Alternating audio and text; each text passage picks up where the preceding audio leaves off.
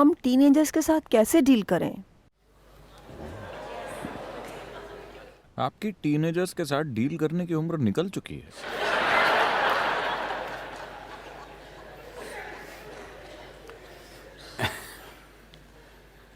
See, देखिए,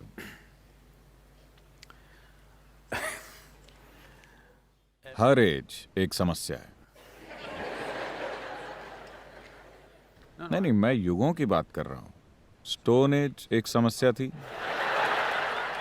iron age एक समस्या थी, ब्रॉन्ज एज एक समस्या है, कंप्यूटर एज गंभीर समस्या है।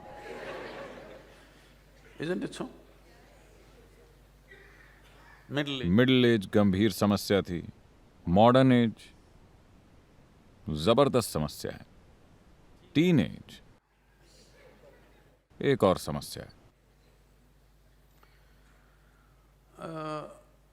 मुझे आशा है कि आपकी नॉर्मल बर्थ हुई थी। आप नॉर्मल पैदा हुई थी? अगर आप नॉर्मल पैदा हुए थे तो आप ऐसे पैदा हुए थे और धीरे धीरे बड़े हुए। कोई आपकी उम्र गिनता गया और आप भी 13, 14, 15 की उम्र से गुजरे, जिसे आप टीन कह रहे हैं। ये बस विकास का एक चरण है, जैसे नवजात शिशु, जैसे बचपन, जैसे किशोरावस्था, अधेड़ अवस्था, बुढ़ापा वगैरह। हम इसे हिस्सों में बांटने की कोशिश कर रहे हैं, लेकिन असल में ये शरीर की भौतिक यात्रा है। मुझे अपने जीवन के एक पहलू के बारे में बताइए जो समस्या न हो। Some are suffering. कुछ को नवजात बच्चों वाली समस्याएं हैं, Some are suffering toddler problems. कुछ को बचपन वाली समस्याएं हैं, कुछ को टीनेज वाली समस्याएं हैं, कुछ मिडिल एज की समस्याओं से गुजर रहे हैं, कुछ ओल्ड एज की समस्याओं से गुजर रहे हैं, कुछ सारी समस्याओं से परे चले गए। Yes. If you अगर आप इस संदर्भ में से देखते हैं तो जीवन का हर दौर एक समस्या है, तब मौत ही एकमात्र हल है। अगर आप जीवन के हर पहलू को समस्या की तरह देखते हैं तो हल क्या है? मौत ही एकमात्र हल है। now, the moment जैसे ही आप जीवन के हर दौर को एक समस्या मान लेते हैं, आप अनजाने में मौत की चाहत करने लगते हैं। ये जान लीजिए, खुद के लिए और अपने आसपास के लोगों के लिए। आपको नहीं मालूम, लेकिन आप अपने मन में एक ऐसा माहौल पैदा कर रहे हैं जहां इस सब से आजाद होना ही समाधान है। आप यहां जीवन का अनुभव करने आए थे। instead of calling इसे जीवन के अलग अलग पहलू कहने के बजाय आप इसे अलग अलग समस्याओं का नाम दे रहे हैं। अगर आप मरते हैं तो आपको अंतिम संस्कार की समस्या भी होगी, क्योंकि मुंबई में अंतिम संस्कार कराना भी आसान नहीं है। अब ये सम्मान के साथ नहीं होता है ना। yes, अब 4 लोग आपकी अर्थी को कंधा नहीं देते, आपका परिवार और सारे मित्र ड्रम के साथ आपके पीछे नहीं चलते। Boom P P P traffic में फंसे हुए, मरने के बाद भी आप ट्रैफिक में फंस जाते हैं।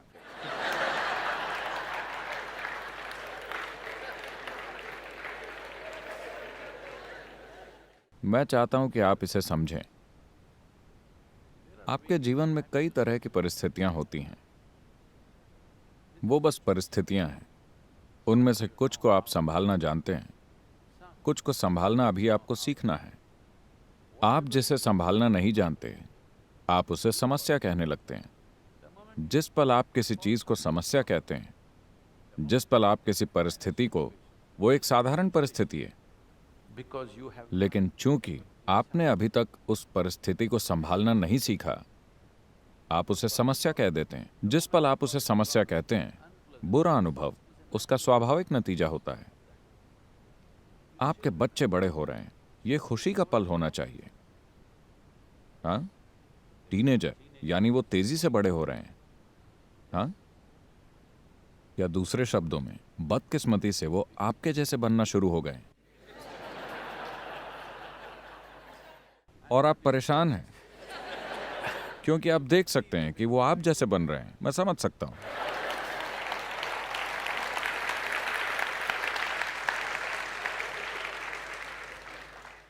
नहीं सद्गुरु, समस्या ये नहीं है। वो तो कुछ और ही बनने लगे हैं। अब तो वो मेरे बच्चों जैसे दिखते भी नहीं। We have, हमने बदकिस्मती से we have जीवन की असहाय अवस्थाओं की बहुत बड़ाई की है। जब आप नवजात अवस्था और बचपन कहते हैं what you're talking about is तो आप जीवन के एक ऐसे दौर की बात कर रहे होते हैं जब हम काफी असहाय होते हैं। without outside help. हम बाहरी मदद के बिना जी भी नहीं सकते। हमने उसकी बहुत बड़ाई की है। यहां तक कि तथाकथित आध्यात्मिक गुरु भी यह कह रहे हैं कि मैं एक बच्चा हूं। मैं किसी ऐसे एडल्ट से नहीं मिलना चाहता जो एक बच्चा है। यह कहने का यही मतलब हुआ कि मैं मंदबुद्धि हूं।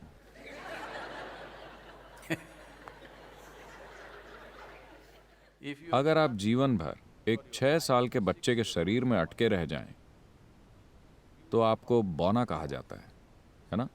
मैं खराब शब्दों का इस्तेमाल कर रहा हूं। यह शब्द शालीनता के हिसाब से ठीक नहीं है। ठीक है, आपको लंबाई की कमी है। vertical impairment has happened to you. If you are stuck in the अगर आप 6 साल के बच्चे के दिमाग में अटक गए हैं तो आप मंदबुद्धि हैं। नहीं, क्या कहते हैं? what? Huh?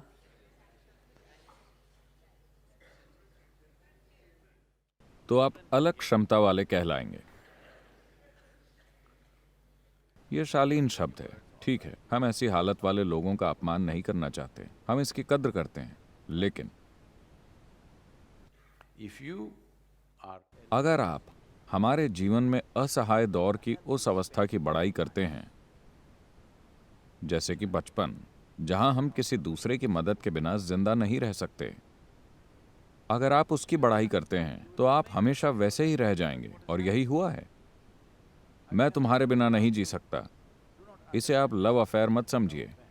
ये तो बस ये हुआ कि मैं बैसाखी के बिना नहीं चल सकता।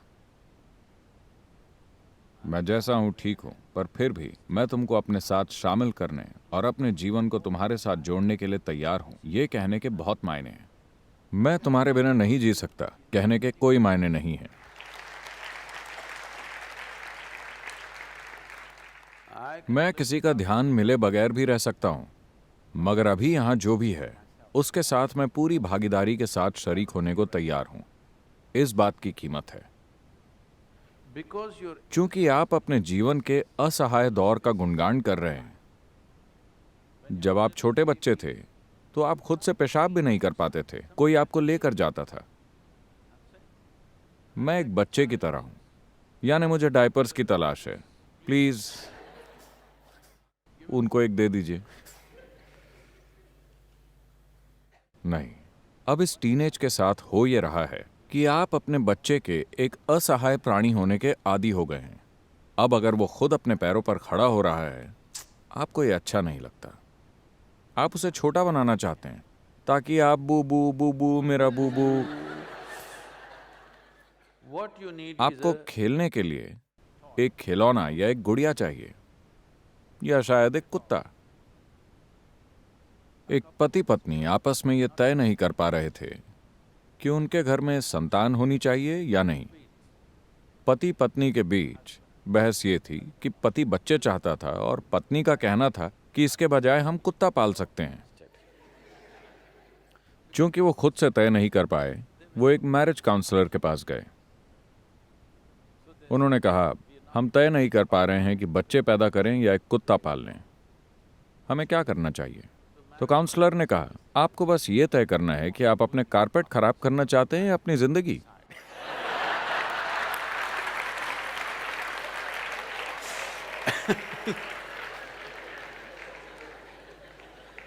so you must understand तो आपको ये समझना चाहिए,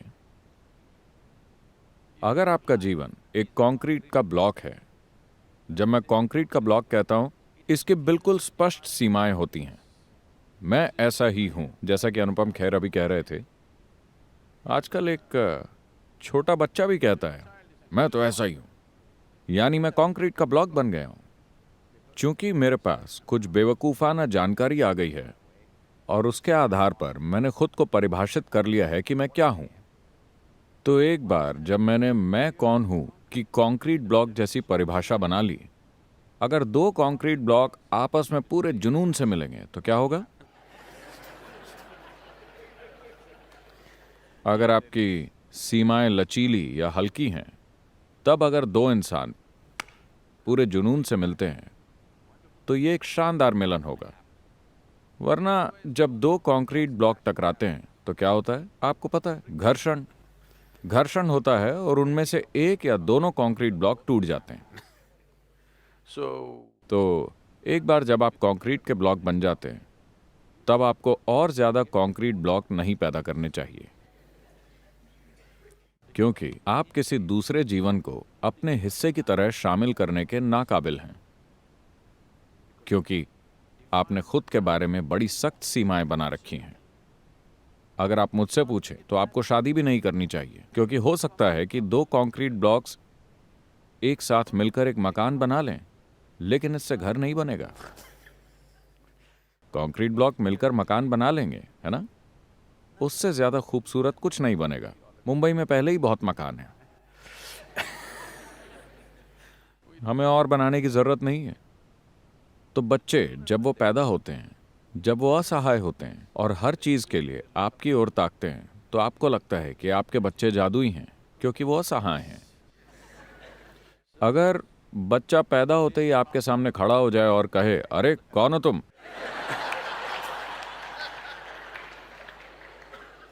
आपको ये बच्चा पसंद नहीं आएगा। लेकिन ये सवाल पूछने में उसे 14-15 साल लग जाते हैं।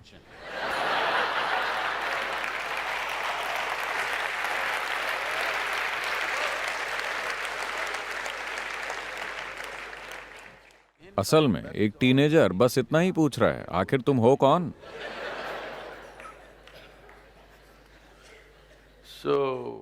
तो अगर आप आए हुए उस नए जीवन के लिए कुछ बनना चाहते हैं, तो आपकी खुद की तय सीमाएं नहीं होनी चाहिए। जैसे कि जब बच्चा छोटा था, जब वो रेंगता था, तो आप भी उसके साथ रेंगते थे। अब आपका टीनेजर झूमना चाहता है, तो आपको भी उसके साथ झूमना चाहिए। नहीं, आप अभी भी उसके साथ रेंगना चाहते हैं। वो इंटरेस्टेड नहीं है, वो आपसे पूछने लगा है। टीनेजर्स की नजरों में माता पिता बेतुके लगते हैं। क्या आपकी नजरों में आपके माता पिता बेतुके नहीं लगे? 12 के होने तक अगर आप खुद बूढ़े ना हो गए हो तो। अगर आप जवानी और जोश से भरपूर थे, तो आपको माता पिता बेतुके लगते थे, क्योंकि वो सोचते थे कि आप भी रेंग रहे हैं और आपके साथ चू चू मुमू पुपू करने की जरूरत है। हर दिन आपके भीतर जीवन बदल रहा है, क्योंकि आप तेजी से बड़े हो रहे हैं और आपके आसपास के मूर्ख ये बात नहीं समझ पा रहे हैं। वो चाहे जो भी हो। आमतौर पर दादा दादी माता पिता की तुलना में ज्यादा प्यार करने वाले होते हैं, क्योंकि वो दूर खड़े होकर काफी कुछ देख पाते हैं। क्योंकि टीनेज का मतलब है कि हार्मोन्स का जहर धीरे धीरे आपके ऊपर हावी हो रहा है। बुढ़ापे का मतलब है कि आप उससे छुटकारा पा रहे हैं। तो वो इस बात को समझते हैं।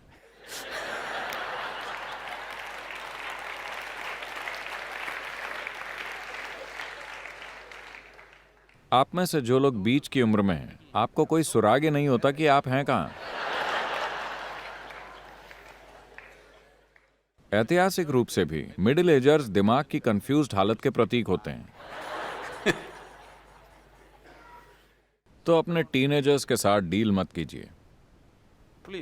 आप खुद को उनके द्वारा डील किए जाने के लिए उपलब्ध रखिए। उनको हर चीज की जिम्मेदारी सौंप दीजिए। 1 महीना, मैं आपसे कह रहा हूं, आप 1 महीने के लिए अपनी मासिक आमदनी उनके हाथ में सौंपने की हिम्मत कीजिए और कहिए कि वो घर चलाएं। उन्हें जिम्मेदारी दे दीजिए। आप देखेंगे कि उनमें नाटकीय बदलाव आ जाएगा। क्योंकि आपको समझना चाहिए कि मैं एक टेलीफोनिक पिता रहा हूं। From the age of 3.5 महीने की उम्र से मेरी बेटी मेरे साथ घूमती रही है, कार में अकेले। हमने ईशा फाउंडेशन को मारुति 800 में हजारों मील की यात्रा करते हुए बनाया है। 1 साल में या असल में 14 महीने के भीतर मैंने अपनी मारुति को 1,35,000 किलोमीटर चलाया था। okay. तो वो 3.5 महीने की थी। एक हाथ आगे वाली सीट पर बेल्ट में बंधी बच्ची पर होता था और मेरा दायां पैर नजाकत से पेश नहीं आता। Boom. तो वो 4 साल की उम्र तक कार में ही पली बड़ी। मैंने सोचा था कि मैं उसे कभी स्कूल नहीं भेजूंगा, क्योंकि हमारा बड़ा गहरा नाता था और उसमें बहुत समझ थी, क्योंकि उसने सड़कें देखी हैं, उसने लोग देखे हैं, वो हर तरह के परिवारों में रह चुकी है। मुझे स्कूल भेजकर उसे खराब नहीं करना था। लेकिन आप जानते हैं, वो एज ग्रुप, वो संग साथ, जब तक कि आपके पास घर में बच्चों की पूरी क्रिकेट टीम ना हो, बस एक बच्चे को अकेला रखना ठीक नहीं है, वरना वो कम उम्र में ही बहुत बूढ़े हो जाएंगे। तो उसके बाद मैंने उसे स्कूल भेज दिया। इसके बाद वो लगातार एक हॉस्टल के बाद दूसरे हॉस्टल में जाती रही, लेकिन हमारे बीच बहुत सक्रिय संपर्क कायम रहा। इसके लिए सेल फोन्स का शुक्रिया करना होगा। पहले काले वाले फ़ोन होते थे। I would stop somewhere on the highway because मैं हाईवे पर कहीं भी रुक जाता था, क्योंकि स्कूल में ख़ास समय पर ही आप उससे बात कर सकते हैं। स्कूल में ये फ़ोन टाइम सिर्फ 1 घंटे का है। तो मैं हाईवे पर कहीं पर हूँ और फिर वो काला फ़ोन खोजकर उस 1 घंटे के दौरान मैं उसके साथ बात कर रहा हूँ। उसकी तरफ सारे बच्चे बाहर से उस पर चीख रहे हैं और इधर बूथ के बाहर सारे लोग दरवाज़ा पीट रहे हैं। मेरे साथ हमेशा ये होता था। at that time मैं हाईवे पर गाड़ी चला रहा हूँ और मुझे कई सारी फ़ोन कॉल्स करनी होती थी, लोकल, इंटरनेशनल, हर तरह की। तो मैं उतरकर पहले फ़ोन बूथ वाले आदमी के पास जाता और उसे 5,000 रुपये दे देता था। वो हैरान रह जाता था। मैं कहता, इसे अपने हाथ में रखो। deposit. और फिर मैं फ़ोन बूथ में चला जाता और अब मैं उसके लिए कीमती ग्राहक हूँ। दूसरे लोग आते थे और वो 3 मिनट वाली बात करना चाहते थे और वो सब लाइन लगाए खड़े रहते और मुझे देखकर तरह तरह के मुंह बनाते। लेकिन वो बूथ वाला कहता, नहीं, उनको तंग मत करो। क्योंकि 5,000 रुपये हाथ में थे और मैं इंटरनेशनल और हर तरह की कॉल्स करता था, क्योंकि उस समय सेल फोन नहीं होते थे। तो मैं समय निकालकर बात कर लेता था। और उसके बाद वो कॉलेज गई और फिर उसने जो कुछ भी पढ़ा या सीखा, Always on phone and हमेशा फ़ोन पर ही हमने we बहुत kept a सक्रिय very संपर्क active कायम रखा है। communication. और हम वाकई कभी घर पर नहीं रहे। अगर वो छुट्टियों में आती तो हम अगले ही दिन कहीं निकल पड़ते, कहीं कहीं कहीं, लेकिन घर पर कभी नहीं होते थे। लेकिन मैंने उसके साथ ज़्यादातर फ़ोन पर एक बहुत सक्रिय रिश्ता कायम रखा। Largely on the phone. Thanks to all. Telephone की वेव्स जो चलती रहती हैं, उनका धन्यवाद। तो ये कितना सक्रिय संबंध था, मैं इसलिए बता रहा हूँ क्योंकि जब भी मैं देखता हूँ कि हर बच्चे में खास बुद्धिमत्ता होती है, मैं उसे खास बच्ची जैसा जताने की कोशिश नहीं कर रहा हूँ। नहीं, वो बस सामान्य है, लेकिन उसका पालन पोषण निश्चय ही एक खास तरह से हुआ है। अगर वो घर आती है या अगर मेरे साथ होती है तो मैं अपने सारे अहम फैसले उसके हाथ में छोड़ देता हूँ। वो सिर्फ 5-6 साल की थी। मैं लोगों की समस्याएं, फाउंडेशन के मुद्दे, एडमिनिस्ट्रेशन मैं उसे दे देता था। वो अपने ही अनोखे समाधान पेश करती थी। लेकिन 10 में से 5 बार वो कुछ ना कुछ जबरदस्त हल सुलझाती थी। मैं आपको ये बताना चाहता हूँ कि मैं उसे कोई विशेष प्रतिभा वाली बच्ची नहीं जता रहा हूँ। बात बस इतनी है कि ज्यादातर लोग बच्चे की बुद्धि को कभी वो मौका नहीं देते, क्योंकि वो बच्चे के साथ बू बू बू डू डू डू करना चाहते हैं। मैंने उसके लिए कभी खिलौने नहीं खरीदे। अगर वो खेलना चाहती थी तो मैं उसे बाहर जंगल में घुमाने ले जाता, उसे पेड़ पर बिठा देता था। उसने पेड़ पर चढ़ना सीखा और वो सारी चीजें। उसे कभी भी खिलौने खरीद कर नहीं दिए। कभी किसी ने गिफ्ट किए होंगे, लेकिन उसकी उनमें कभी रुचि नहीं रही, क्योंकि ज्यादा रोमांचक चीजें मौजूद थी। मैं उसके लिए सांप पकड़ता था, बगीचे की छिपकलियां पकड़ता था, ज्यादा रोमांचक चीजें। Live things to play with. You अगर आप अपने बच्चे के लिए वाकई कुछ करना चाहते हैं तो उन्हें विस्तार पाने का मौका दीजिए, क्योंकि वो बस इतना ही करने की कोशिश कर रहे हैं। केवल उनका शरीर ही नहीं बढ़ रहा है, उनमें एक इंसान होने की संभावना भी विकसित हो रही है। आपको उन्हें विस्तार करने देना चाहिए। इसके बजाय आप ये कोशिश कर रहे हैं कि उन्हें कैसे सिकोड़ा जाए, तब आपको बहुत बड़ी समस्या होगी। अगर आपके लड़के हैं तो आपको एक तरह की समस्या होगी, अगर आपकी लड़कियां हैं तो आपको दूसरी तरह की समस्या होगी। अगर आप रोक लगाने की कोशिश करते हैं, आपको लगता है कि रोक लगाना जीवन को नियंत्रित करने का अच्छा तरीका है। नहीं, जिम्मेदारी उन्हें रास्ते पर ले आएगी। आप उन्हें अपना पैसा सौंप दीजिए और कहिए, इस महीने तुम छुट्टी पर हो, तुम इसे संभालो, तुम जैसा चाहो। आपको डर है कहीं उसने सारा पैसा उड़ा दिया तो क्या होगा। अगर वो उड़ाता है तो जो आपके साथ होगा वही उसके साथ भी होगा। उसे 1 महीने तक झेलने दीजिए। आप कुछ पैसा रिजर्व में रख सकते हैं, लेकिन वो जान जाएगा कि अगर वो सब कुछ उड़ा देता है तो सुबह नाश्ता नहीं बन पाएगा, और उसे ये झेलने दीजिए। दिक्कत क्या है? वो सीखेगा कि जिंदगी किस तरह चलती है। एक सुरक्षित और संभले माहौल में सीखना कल सुबह सड़क पर सबक मिलने से बेहतर है ना?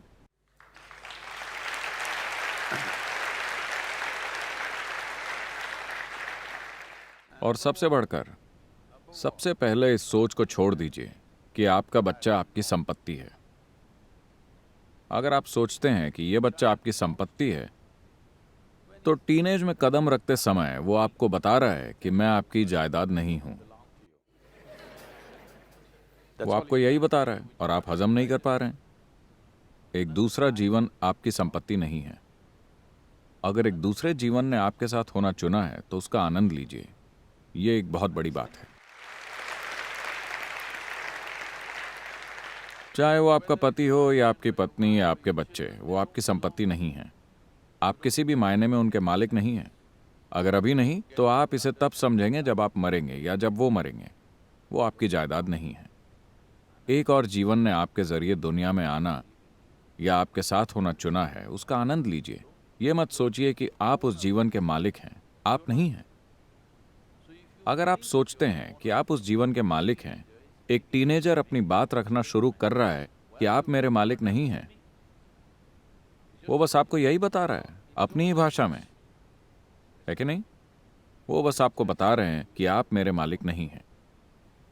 But लेकिन क्या आपको लगता है कि एक दूसरे इंसान की तरह वो शामिल नहीं किया जाना चाहते? वो निश्चित रूप से शामिल किया जाना चाहते हैं। तो टीनेज का मतलब है, इसमें कई चीजें हैं। क्योंकि एक चीज तो ये कि आपके हार्मोन्स ने आपकी बुद्धि को हर लिया है, तो इससे कुछ चीजें हो रही हैं। अचानक दुनिया पहले जैसी नहीं लगती। आपके पड़ोस की कोई छोटी दुबली सी लड़की, आपका उससे कोई लेन देन नहीं था, अचानक उसके शरीर पर छोटे छोटे उभार आ गए और आपकी केमिस्ट्री जहरीली हो गई। chemistry is poisoned. आपने उसे देखा और अचानक ये नई दुनिया हो जाती है। सारी दुनिया अलग दिखती है। जो पहले बस लोग हुआ करते थे, वो अचानक आदमी और औरत बन जाते हैं। ये कोई छोटा बदलाव नहीं है। जो पहले केवल लोग थे, वो अचानक कुछ और बन जाते हैं। अचानक आपकी रुचि सिर्फ आधी मानव जाति में होती है। ये एक जबरदस्त बदलाव है। आप देखेंगे कि लड़के अपनी माओ को भी सीधे नहीं देखते, क्योंकि वो अभी भी शरीर के अंगों से अपनी नजर नहीं हटा पा रहे हैं। आपको समझना चाहिए कि ये उसके लिए नया है और वो इससे समझौता करने की कोशिश कर रहा है। Trying to come to terms with it. अगर आप अच्छे दोस्त होते, अगर उन्हें कोई समस्या होती, अगर वो संघर्ष कर रहे होते, तो वो आपसे बात करते। क्योंकि ज्यादातर माता पिता घटिया दोस्त होते, तो वो दूसरे दोस्त बना लेते हैं, और वो दोस्त अपनी ही अजीब सलाहें देते हैं, क्योंकि वो भी इसी हालत में होते हैं। बेहतर तो ये होगा कि अगर आपके बच्चे को कोई समस्या है तो वो आपके पास आए, है ना? हाँ, लेकिन अगर आप बॉस की तरह पेश आते हैं तो वो आपके पास नहीं आएंगे। अगर आप उनके जीवन पर अपना स्वामित्व जताते हैं तो वो आपके पास नहीं आएंगे। अगर आप बड़े खराब माता या पिता हैं तो वो आपके पास नहीं आएंगे। वो आपके पास तभी आएंगे जब आप एक अच्छे दोस्त होंगे, क्योंकि जब उन्हें कोई समस्या होती है तो यह स्वाभाविक है कि वो दोस्त से जाकर सलाह लें। तो बच्चे की छोटी उम्र से ही ये सुनिश्चित कीजिए कि आप उनके सबसे अच्छे दोस्त हैं। जब तक वो 18-20 के नहीं हो जाते, आप उनके सबसे अच्छे दोस्त हैं। रिश्ते को वैसा बनाइए, और ये आपको कमाना होगा। यह आसमान से नहीं टपकेगा, क्योंकि आपने उन्हें जन्म दिया। उनको जन्म देने से आपको माता पिता की पदवी मिल गई है, लेकिन आपको दोस्त की पदवी नहीं मिलेगी। इसे हर दिन अपने जिम्मेदार बर्ताव से कमाना होगा।